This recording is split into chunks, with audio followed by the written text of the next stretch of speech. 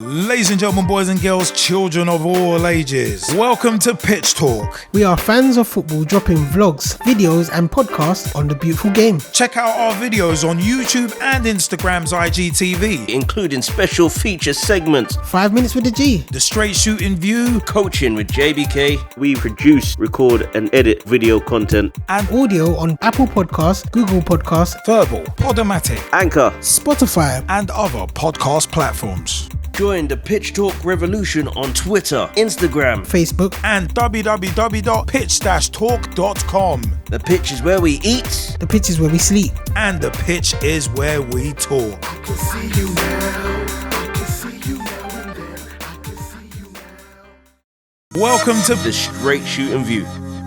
Hey everybody, what is up? My name is Straight Shootin LJA and welcome to another episode of the Straight Shootin View. Now, I'm going to lean from the absurd into the serious and kind of back into the absurd again because I hate to have to say this in 2022, but yeah, racism still rears its ugly head. I'll get back onto that in a second. But first, I'm going to take on the absurd because Trent Alexander-Arnold. Now, me as a Liverpool fan, love Trent Alexander-Arnold to bits. He may not have had the greatest start to the season, but our midfield has been in a state of flux, and so has our backline. And hey, we've looked a bit shaky. We being Liverpool have looked a bit shaky this season so far. And Trent Alexander-Arnold has bore the brunt of the criticism on a general basis. And I think partially unfairly, because you got to remember he's still, 23 years old, so yeah, there's still obviously a lot to be learned on his side, and he's only going to get better as he hasn't even hit his prime years yet. Some would say similar to Erling Haaland as well. I think who's the same age or similar age. So it's one of them where it's like a lot of people are obviously getting on Trent's back, saying he's not good enough, he's this, he's that. But on his day, he's still one of the most creative players in the country from right back. From that position. So imagine pushing him up to say right mid for England, he could potentially do something. But you know what, yeah, apart from the 3-3 draw and that craziness against Germany, England have been utterly terrible. And Gareth Southgate has come out with some very telling comments. And he's been obviously picking Trent Alexander-Arnold, but he's barely been playing him. And okay, there's a lot of competition at right back. That's fair play with guys like say Reece James, for instance. But you look at Trent Alexander-Arnold and the standard he's set over the past 4 seasons, no one's close. It's like Gareth Southgate saying that Kieran Trippier is better all round than Alexander-Arnold. It's like, okay, should we take a look at trophy cabinets? Should we take a look at assists? Should we take a look at the pure facts as to why that's wrong? Or should we just leave it to newspaper narrative? Should we just leave it to anti-Trent narrative of people who just want to bury him and mock because Liverpool ain't having the best start to the season in this 2022-2023 season, which is an odd season anyway if you look at some of the results. And it's a World Cup season where the World Cup's in November, December. So it's an odd season to begin with anyway. But leaving that aside, Gareth Southgate is just hilarious. Saying, I think about Harry Maguire. Oh, Maguire's in based on form, and yeah, okay, what kind of dog turd form? Is this opposite world? Is this bizarro world where Harry Maguire gets into the England team based on form? What are you doing? Gareth, what are you doing? You've accrued a lot of goodwill because of 2 semi-finals, but whenever we've come up against decent sides, we've been found out. Italy, last year, look at Giorgio Chiellini and what he did to Bukayo Saka. And it's one of them ones where it's like tactical foul. That dude did a Ricardo Carvalho. So it's one of them ones that he knew completely what he was doing. That's experience. And experience in the dark arts. That kind of experience that England, we don't have. Croatia back in 2018. I swear their squad at that point of the World Cup, their average age was 36. And they got taught a footballing lesson and blown off the park by France in the final. So it's one of them, and we got done by them. So it's one of them where Gareth Southgate will have accrued a lot of goodwill, but I think we've been relegated from the Nations League. But the Nations League, I'm not even going to put too much stock into, because to me, the Nations League is an unnecessary boondoggle that I couldn't really give a crap about. The Nations League is literally the Intertoto Cup of international football. And I've said before that teams who are in the top 50 of the FIFA and or UEFA rankings shouldn't even be allowed into it. Actually, not top 50, top 20 shouldn't even be allowed into it, because it's a back door. So you look at, I think the Netherlands are in the finals of it again. And it's like, well, shouldn't be open to teams as good as that. But you know what? One other thing as well, it's like Gareth Southgate's comment saying about, Harry Maguire is basically a guaranteed starter because he gives us the best chance of winning matches and winning trophies. It's like, yeah, okay. Yeah, all right, Gareth.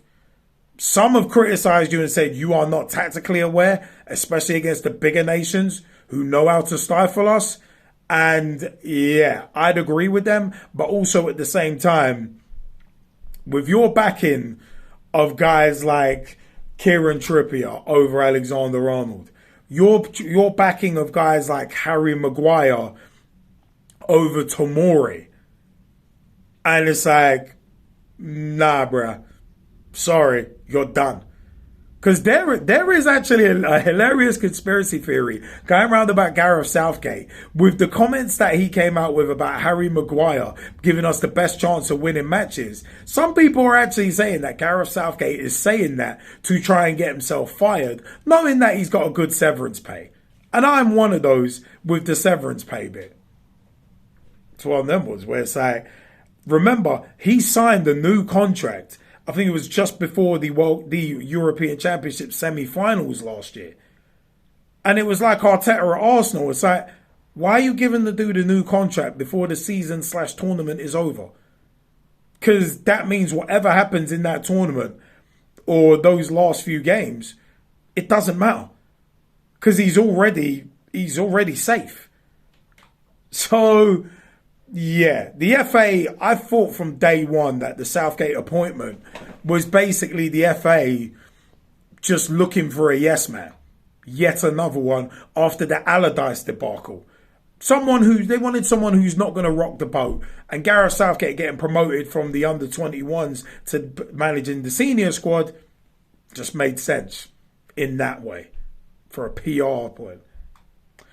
But you know what? Speaking of absurdity, I want to go into Brazil v Tunisia. I think the game ended 5-1, but that's not the story.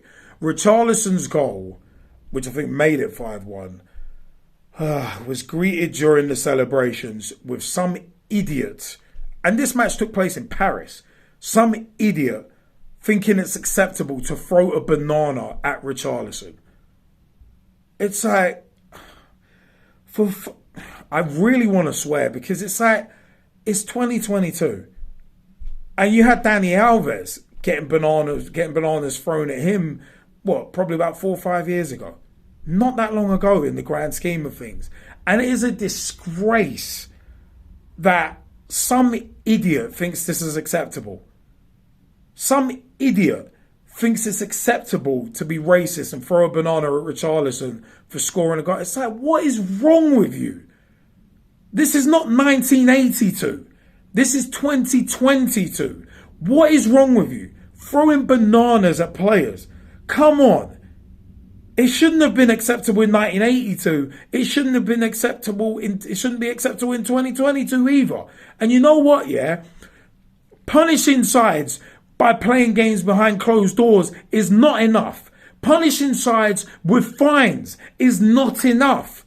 Throw teams out of tournaments. I'm sorry, but it comes down to if you can't control your fans, then tough titty, said the kitty. So one of them was, the fact is that, like, Tunisia should be ashamed of themselves for having fans like that. If I had fans like that, I'm like, you know what? Sorry, I would rather not support a team with fans like yours.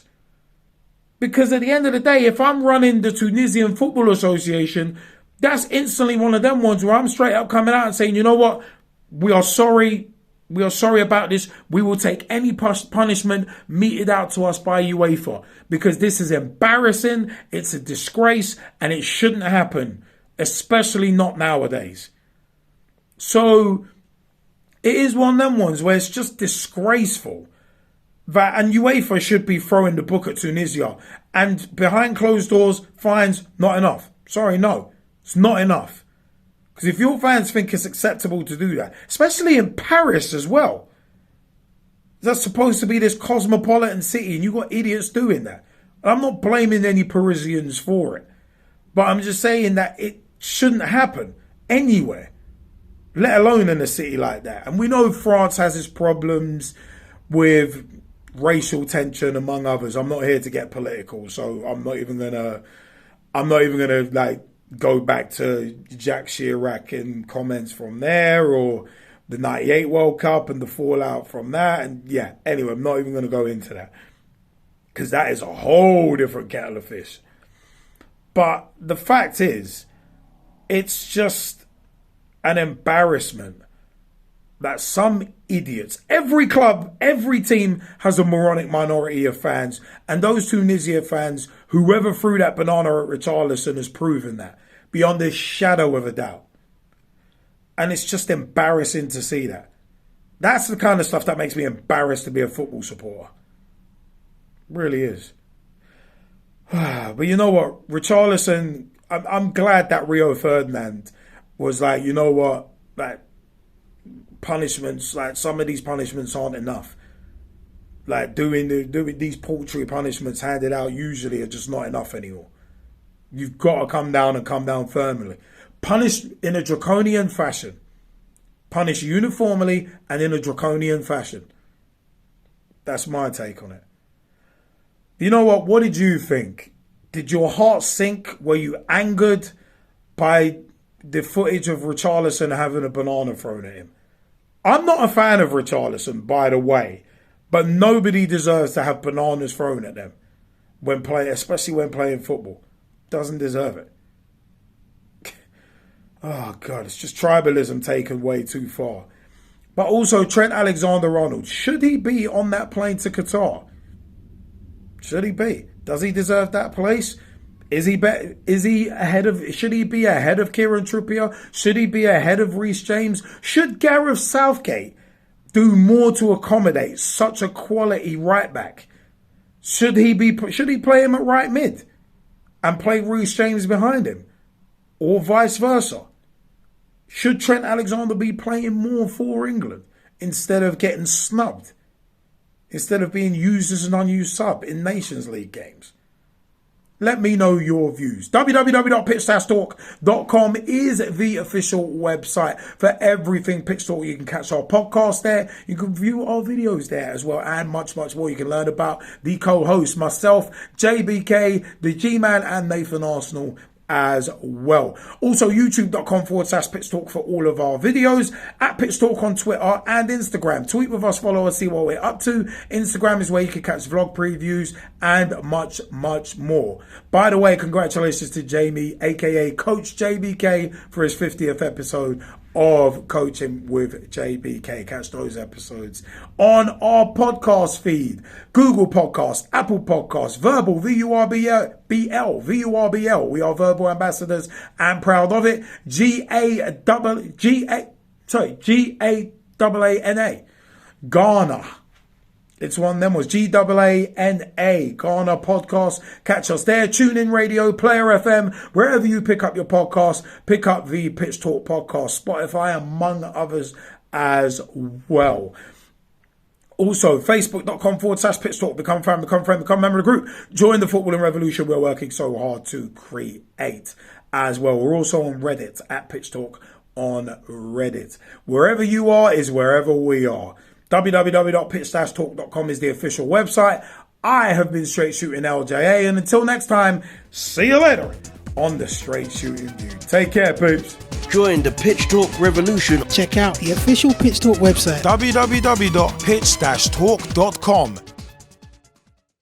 Ladies and gentlemen, boys and girls, children of all ages, welcome to Pitch Talk. We are fans of football dropping vlogs, videos and podcasts on the beautiful game. Check out our videos on YouTube and Instagram's IGTV, including special feature segments, 5 minutes with the G, the Straight Shootin View, coaching with JBK. We produce, record and edit video content and audio on Apple Podcasts, Google Podcasts, Verbal, Podomatic, Anchor, Spotify and other podcast platforms. Join the Pitch Talk revolution on Twitter, Instagram, Facebook and www.pitch-talk.com. The pitch is where we eat. The pitch is where we sleep. And the pitch is where we talk. I can see you now.